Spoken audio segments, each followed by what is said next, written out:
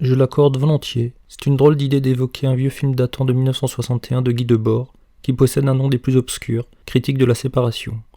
Avec ses paroles passablement dépassées et une rhétorique très belle mais datée de plus d'un demi-siècle, le discours contenu dans ce film est à des distances gigantesques des propos et des schématisations habituellement utilisés pour décrire des phénomènes appelés culturels ayant lieu au Japon.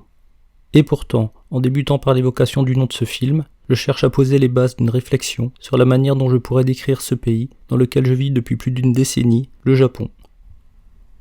Il y a évidemment des exceptions, mais je dois bien avouer que ce que je peux lire ou entendre généralement sur ce pays ne convient pas à la réalité à laquelle je me confronte.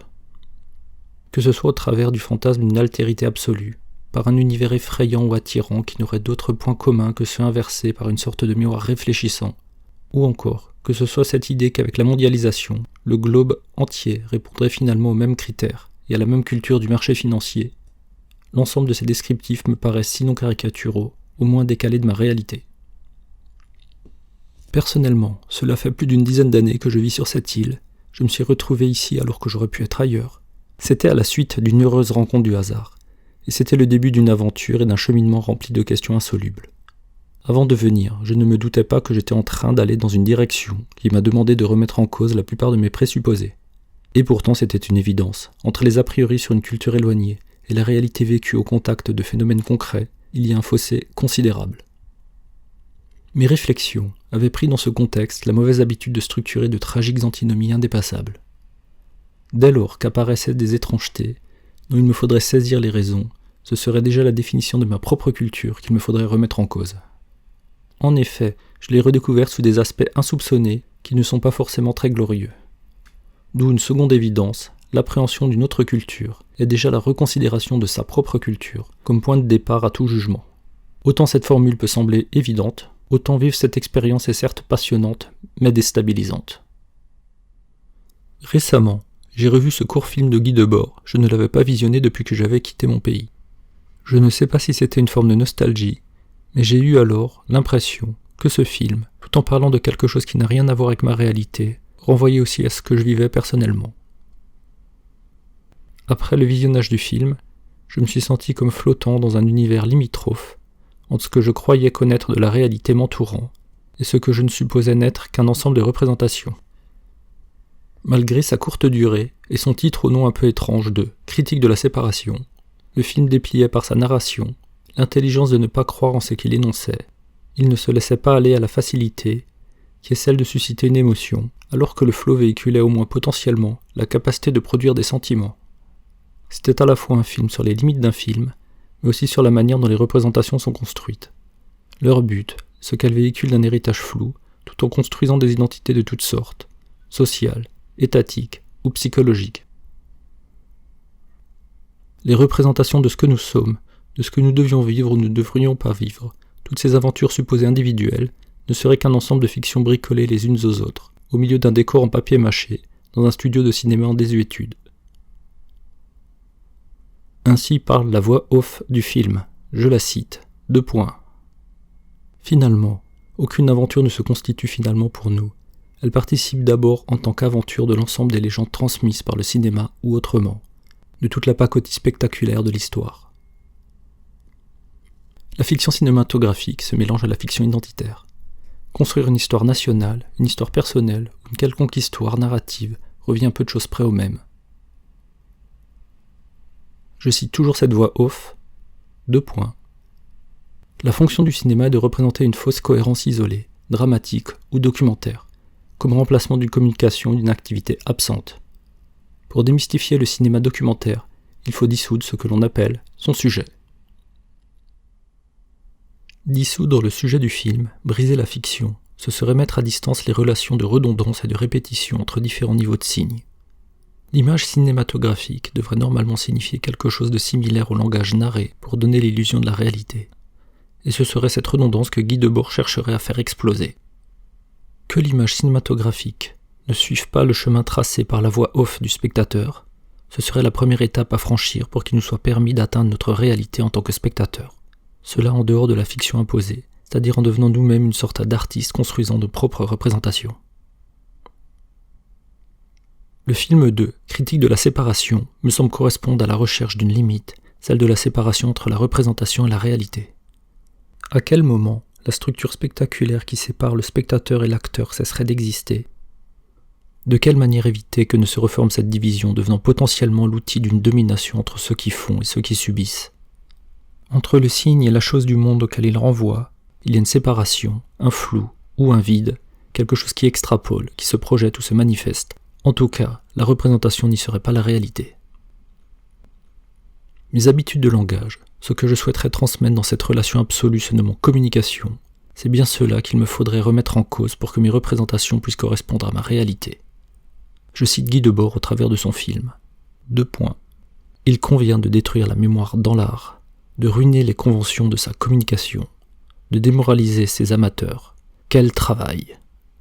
Comme dans la vision brouillée de l'alcool, la mémoire et le langage du film se défont ensemble. À l'extrême, la subjectivité malheureuse se renverse en une sorte d'objectivité, un document sur les conditions de la non-communication. Ce film débute par une citation du livre d'André Martinet, Éléments de linguistique générale. La voici. 2 points. Quand on songe combien il est naturel et avantageux pour l'homme d'identifier sa langue et la réalité, on devine quel degré de sophistication il lui a fallu atteindre pour les dissocier et faire de chacune un objet d'étude. La désarticulation entre le signe langagé et la réalité serait le résultat d'une histoire des idées et des sciences. Le langage classique, puis celui moderne, s'est subjectivé. Il a grandement perdu de sa relation au monde et de son appréhension directe de l'expérience sensible.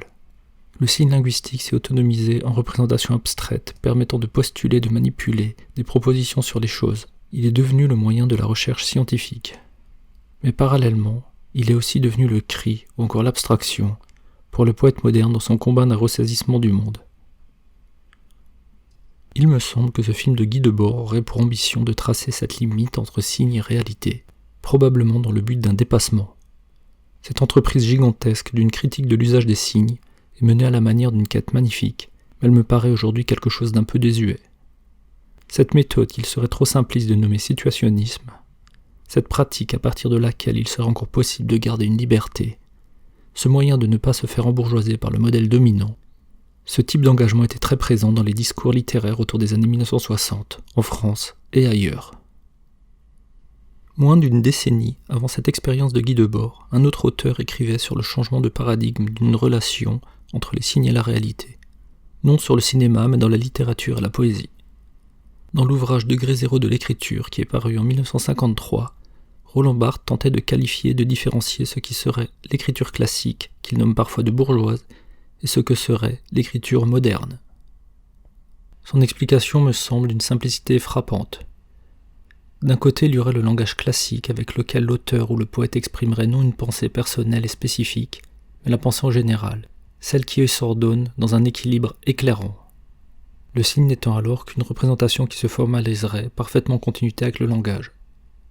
Je cite Roland Barthes et ce langage classique sous forme d'un maître étalon. 2 points. La fonction du poète classique n'est donc pas de trouver des mots nouveaux, plus denses ou plus éclatants. Il est d'ordonner un protocole ancien, de parfaire la symétrie ou la concision d'un rapport, d'amener ou de réduire une pensée à la limite exacte d'un maître. Avec l'écriture moderne, au contraire, la pensée ne serait plus en continuité avec le langage au moyen de la représentation. Le signe deviendrait une aventure, comme s'il vivait sa vie propre, jusqu'à atteindre une intention qui serait la sienne. La pensée ne s'exposerait plus au travers d'un rapport de mots. La poésie moderne serait l'explosion de ces mots. Je cite Roland Barthes, 2 points. La poésie moderne, en effet, puisqu'il faut l'opposer à la poésie classique et à toute prose, détruit la nature spontanément fonctionnelle du langage et n'en laisse subsister que les assises lexicales. Elle ne garde des rapports que leur mouvement, leur musique, non leur vérité. Le mot éclate au-dessus d'une ligne de rapport évidée, la grammaire est dépourvue de sa finalité, les rapports sont une parodie de rapports, et ce néant est nécessaire, car il faut que la densité du mot s'élève hors d'un enchantement vide, comme un puits et un signe sans fond, comme une fureur et un mystère. La possibilité d'un degré zéro de l'écriture moderne serait finalement 2. Je cite encore, 2 points. Créer une écriture blanche, libérée de toute servitude, à un ordre marqué du langage. Ces deux auteurs, Debord et Barthes, me semblent travailler cette mise à distance entre les signes de la modernité et ce qu'ils sont censés signifier. Que ces signes soient cinématographiques ou littéraires, ils apparaissent comme un déchirement, comme un faux raccord, comme un collage face à ce qu'ils devraient nommer. Le temps ancien durant lequel avait lieu la fusion du mot et du réel est bel et bien fini, et il n'est qu'illusion de vouloir y retourner. De plus, la représentation arbitraire du signe classique ne suffit plus à ordonner rigoureusement le réel. Enfin, la modernité déchire les signes, elle avance avec comme impératif d'aller jusqu'au bout de sa dynamique interne. Le danger qui semblait présent à l'époque de ces auteurs, que ce soit avec le spectacle cinématographique ou par le roman, c'était la domination bourgeoise qui se déployait, et il fallait coûte que coûte trouver un moyen de l'éviter et de la dépasser. Si ces deux auteurs me parlent de la distance entre les représentations et le réel, le second a écrit un petit livre qui est devenu un classique en France de la littérature sur le Japon. Ce texte n'a pas été conçu pour décrire anthropologiquement ce que serait la culture japonaise, mais il est devenu, peut-être malgré lui, une initiation pour l'homme de lettres qui souhaite découvrir les us et coutumes de l'habitant de l'archipel. Avec le livre de Roland Barthes, L'Empire des signes, il me semble y avoir comme un renversement. Les normes s'y retrouvent cul par-dessus tête. Tout comme dans un carnaval, ce qui prévalait ultérieurement a été inversé. La limite de la séparation entre les signes et la réalité se retrouve entièrement chamboulée par cette plongée, cette immersion dans une altérité qui ferait perdre tout contact avec notre réalité, jusqu'à se rendre irresponsable de ses propres mots, tant l'inversion serait devenue la règle. Ce qui définissait la normalité ici serait dorénavant jugé opposé à la normalité là-bas. L'Empire des signes, en tant qu'objet, un livre illustré de représentations photographiques, est assez original et atypique pour le texte d'un intellectuel. Il ne respecte pas les usages les plus courants des livres illustrés, pour lesquels l'image est censée suivre le texte. Sur les pages semblent flotter différents éléments qui n'ont aucun rapport clair entre eux. Il y a une confrontation entre des textes et des images qui n'ont que de vagues correspondances. Ce livre me donne l'impression d'un collage ou d'un cut-up. En ceci, il n'est pas sans comparaison avec le film de Guy Debord, Critique de la séparation, dans lequel un montage d'images d'archives provenant d'autres films vient totalement brouiller la lecture unilatérale d'un texte pourtant linéaire. Dans les deux cas, les images et les mots sont mis dans un rapport de discontinuité et ne cessent de renvoyer à d'autres représentations que celles véhiculées initialement par le texte. À la différence du film de Guy Debord, le livre de Roland Barthes me semble être devenu un objet où les textes et les images renverraient à quelque chose d'une unité. Certes, ce serait une entité flottante et mystérieuse, mais sa substance s'appellerait Japon. C'est peut-être simplement les traces d'exotisme auxquelles renvoient la plupart des photos. Le lecteur regardeur n'est nullement choqué ou inquiété par cette culture-objet, qui semble construire une totalité cohérente, alors qu'en réalité, il ne s'agit que d'une accumulation d'éléments disparates, des parties segmentées qui ont été sélectionnées et ajoutées les unes aux autres. Ce livre me fait penser à un patchwork, dont les fils n'ont pas été conçus pour converser ensemble, mais dont le motif général donne l'impression d'un tissage. Dans le film de Debord, le montage asynchrone entre l'image et le texte portait sur notre société à un moment historique précis. Il produisait un dépassement de notre réalité et mettait en doute nos croyances en nos représentations. Au contraire dans le cas du livre de Barthes, alors que la mise en page est produite dans un même type de rapport asynchrone entre image et texte, il semblerait apparaître une sorte d'essence culturelle, un quelque chose d'anhistorique, que l'on peut appeler le Japon, et qui renverrait à des signes flottants au sein d'un empire de signes. Quel que soit le projet initial de Barthes, et quels que soient les détournements supplémentaires qu'opère le lecteur, il me semble y avoir une différence de résultat impressionnante quand est décrit à partir d'une typologie d'outils similaires une représentation de notre culture ou une représentation de la culture de l'autre.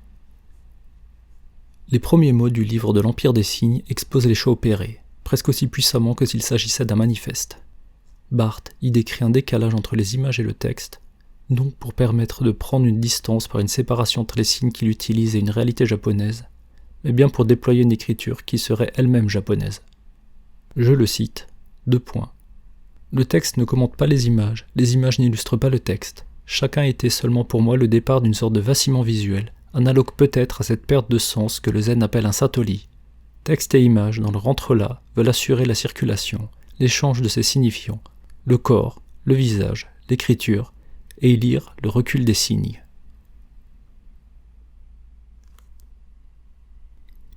Sans autre précaution que d'utiliser les mots analogues peut-être, comme s'il n'était pas lui-même convaincu de l'audace de cette comparaison ouvrant son livre, Roland Barthes met en avant un stéréotype très ancré sur la culture japonaise, celui du moine-poète zen. Cette figure permettra à l'auteur de pouvoir envisager son propre projet littéraire, celui d'un Français dans un territoire extrême du supposé Orient. Comme dans un miracle, cette culture éloignée porterait en elle-même un système symbolique inouï, avec des signes ne renvoyant pas à d'autres signes, mais directement à ce que Roland Barthes appelle, je cite, la fissure même du symbolique. Ce que Barthes décrivait au sein de notre poésie moderne, ce degré zéro de l'écriture qui adviendrait suite à la déstructuration du langage classique, je peux volontiers supposer qu'il l'a trouvé dans ce miroir à fantasmes, qu'a été et qu'est toujours le Japon. Parle-t-il d'une poésie qui serait propre au Japon, ou parle-t-il d'une poésie de Mallarmé ? Tous deux semblent provenir d'un vide de la parole. Ce vide écrirait sur l'île, je cite, les jardins, les gestes, les maisons, les bouquets, les visages, la violence. Les formulations concernant ce que serait la pratique du moine consisteraient symboliquement en un, je cite, renversement des anciennes lectures, une secousse du sens, déchiré, exténué, jusqu'à son vide insubstituable. Les formulations présentes dans l'Empire des signes me semblent quasiment échangeables avec celles qualifiant la littérature moderne dans le degré zéro de l'écriture, qui, je le cite, atteste le déchirement des langages, inséparable du déchirement des classes. De la même manière, l'écriture de Mallarmé d'après Barthes, je cite, postule un silence. C'est un étrange paradoxe. Les pratiques de cette tradition bouddhique, visiblement hors de notre temps, se superposent si exactement sur une analyse de notre littérature européenne récente. Jusqu'à quel point la déformation de la pratique d'un moine permet de faire de la poésie moderne, et inversement, comment le glissement de la pratique d'un poète-artiste peut permettre de penser toutes les altérités humaines. C'est cette élasticité qu'il me serait bon de questionner, et peut-être même de limiter. Ce qui reste le plus troublant me concernant, c'est qu'en énonçant la suite des mots qu'utilise Barthes, un sentiment de cohérence, et surtout celui d'une certaine compréhension résonne en moi. Comme s'il y avait une logique formelle imparable qui se déployait à travers cette sagesse éloignée, qui me serait aussi évidente que l'addition 1 plus 2 égale 3. Si une telle cohérence me semble impossible à contredire en bloc, c'est peut-être aussi parce qu'elle possède un je ne sais quoi d'exotisme, une grâce qui la rendrait simplement fascinante, face à laquelle je resterais malgré moi sidéré. Et c'est là peut-être le grand piège du langage. Dès qu'un ensemble de mots résonnent les uns avec les autres, je suppose alors qu'il s'agirait bien d'une vérité qui serait ici dévoilée. Le moins que je puisse dire, c'est que Barthes est capable de me faire croire à des fictions juste en les énonçant au travers de quelques mots. Parlant du bouddhisme, Barthes me semble produire des incantations hors du temps, avec des propos généralisants faisant penser à une sagesse partagée par un grand nombre de Japonais. Et pourtant, il décrit une école particulière et limitée du bouddhisme qui en réalité a connu une histoire si complexe, si encadrée par des transformations successives et si soumis à des rapports avec le politique à différentes périodes, que cette forme n'est en rien généralisable. De plus, il est évident que la période moderne, dans le cadre de la construction culturelle de l'État-nation japonais, a grandement reconstruit la finalité supposée des pratiques de cette école spécifique. Il a été certainement délicat au XXe siècle de pouvoir penser des pratiques du XIIIe siècle, comme s'il y avait une continuité de toute transparence, cela de surcroît pour un intellectuel français, avec tous ses présupposés et ses inévitables simplifications. Néanmoins, ce qui m'est d'autant plus troublant, c'est qu'il m'est simplement impossible de contredire la logique que déploie Barthes dans son texte, tout en ayant la conviction intime qu'il s'agit bien là d'erreurs de jugement, d'interprétations aux effets potentiellement dévastateurs. Ce paradoxe qui associe un sentiment d'apparente cohérence avec un décalage concernant tout ce qui m'a été permis de connaître et de percevoir de la réalité, je l'ai fréquemment avec les descriptions sur le Japon. J'ajouterais que plus l'auteur est bon d'un point de vue littéraire, et plus c'est frustrant. Barthes, il est vrai, possède un très beau style. Plutôt que d'essayer de prouver la véracité ou les mensonges des propositions sur le Japon, je crois qu'il m'est préférable de me demander pourquoi un auteur comme Barthes utilise certains types de modèles modernes, par exemple la schématisation d'une poésie anti-bourgeoise, pour qualifier ce qui serait propre à une culture éloignée. En d'autres termes, je me proposerais de me demander quelle serait la valeur ou les raisons d'un procédé stylistique ou théorique qui s'opposerait d'un côté à la tradition classique française et qui, tout en suivant le même modèle, validerait d'un autre côté une tradition japonaise. Et pourquoi donc une pratique qui est censée détruire la représentation chez nous devrait promettre une forme de cohérence symbolique ailleurs ? Qu'on me dise que toutes les cultures ont des points communs, je peux l'admettre. Qu'on me dise que toutes les cultures ont des spécificités propres et absolument impartageables, je peux facilement l'admettre. Mais quand on m'indique que ce qui serait un schéma de négation de notre propre culture puisse par un miroir magique devenir un schéma positif de la culture de l'autre, j'ai du mal à saisir sur quoi repose concrètement cette figure très utilisée dès lors qu'il est question du Japon. L'utilisation d'un décalage entre les textes et les images chez Guy Debord était un moyen de permettre, à mon avis, de critiquer la séparation entre les représentations et la réalité. Le film critique de la séparation en est un exemple, un chef-d'œuvre peut-être. De manière différente, ce même décalage entre image et texte, dans l'Empire des films de Barthes, me semblerait exprimer sur le Japon quelque chose d'une essence. Il y aurait ainsi quelque chose comme deux modèles critiques différents qui statueraient sur les représentations de la réalité, en fonction qu'elles soient énoncées sur notre culture ou sur la culture de l'autre. Il y aurait deux poids, deux mesures, et ils seraient proportionnellement d'intensité inversée, l'un par rapport à l'autre. En un mot, il y aurait une séparation des critiques, et celle-ci serait supposément opposée. C'est cette opposition qu'il me faudrait critiquer. Mais comment donc ? En plus d'une critique de la séparation entre les représentations et la réalité, il me faudrait entamer une séparation des critiques pour être exhaustif. Mais comme je ne saurais jamais être assez prudent, ce serait plutôt une critique de la séparation des critiques que je n'aurais de cesse de tenter. Cette redondance sous la forme d'une critique de la séparation des critiques possède une grande ambiguïté, mais aussi une qualité. Elle me permet d'éviter de constituer des antinomies de la pensée qui me demandent de considérer qu'un jugement définit soit une proposition, soit son contraire. Plutôt que de tenter de juger d'une culture, il me semblerait préférable de me demander à partir de quels a priori le jugement d'une culture serait-il possible. Cette nomination d'une critique de la séparation des critiques est des plus tortueuses. Il m'est difficile de savoir s'il s'agit d'un jeu de mots hasardeux ou d'un réel outil réflexif et descriptif. Mais je n'ai pas trouvé mieux concernant mes errements par rapport aux a priori nécessaires pour juger de ce que serait une culture lointaine, en l'occurrence me concernant, celle que je côtoie tous les jours, celle du Japon.